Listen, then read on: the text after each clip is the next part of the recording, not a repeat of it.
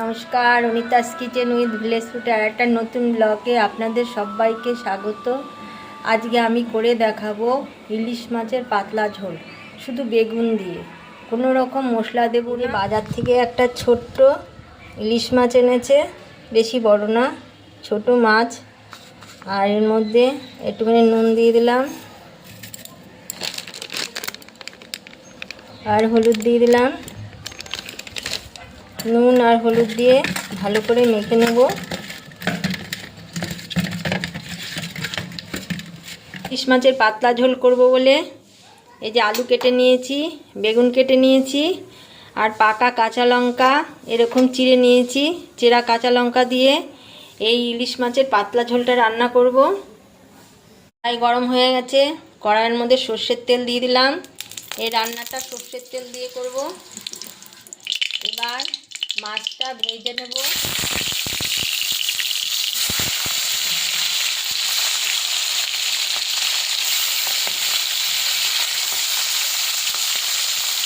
মাছটা হালকা করে ভেজে নেব, বেশি কড়া করে মাছটা ভাজবো না, কারণ ইলিশ মাছ কড়া হলে ভালো লাগে না, টেস্টটা চলে যায়। ভাজা হয়ে গেছে, এখনই নামিয়ে নেব। কড়াইতে সর্ষের তেল দিয়েছি, কালো জিরা দিয়ে দিয়েছি, পাকা কাঁচা লঙ্কা দিয়ে দিলাম। এবার আলু দিয়ে দিলাম।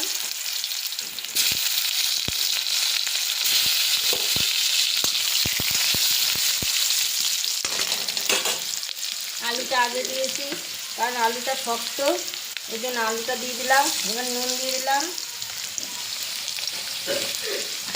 এবার হলুদ দিয়ে দিলাম। এবার বেগুনটা দিয়ে দিলাম। এবার ঢেকে রাখছি। এই আলু আর বেগুনগুলো ভাজা ভাজা হয়ে গেছে, এবার জল দিয়ে দিলাম। এই ঝোলটা পাতলা হবে। এটাও পুরোনো দিনের রান্না, আমার মা শাশুড়ি মা করতেন। এখন ঢেকে রাখলাম। ঝোলটা ভালো মতন ফুটে গেছে, এবার মাছগুলো দিয়ে দিচ্ছি। এবার মাছ দিয়ে কিছুক্ষণ ফোটাবো। এবার ঝোলটা ফুটে গেছে, আর একটু নুন দিয়ে দিলাম। এবার নামানোর আগে অল্প একটু কালো জিরা বেটে নিয়েছিলাম, এই কালো জিরা বাটাটা দিয়ে দিলাম।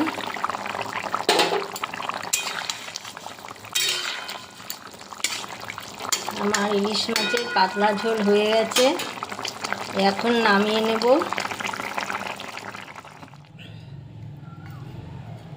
ইলিশ মাছের পাতলা ঝোল রেডি হয়ে গেছে।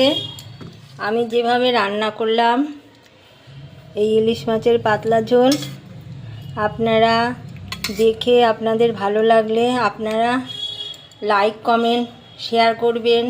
আর যারা নতুন তারা অবশ্য করেই আমার চ্যানেলটিকে সাবস্ক্রাইব করে দেবেন। সাবস্ক্রাইব করে আমার পাশে থাকবেন, পাশে থাকা বেল আইকনটি প্রেস করে দেবেন নতুন নতুন রান্নার আপডেট পাওয়ার জন্য। এখন এই পর্যন্ত, আবার আগামী পর্বে দেখা হবে।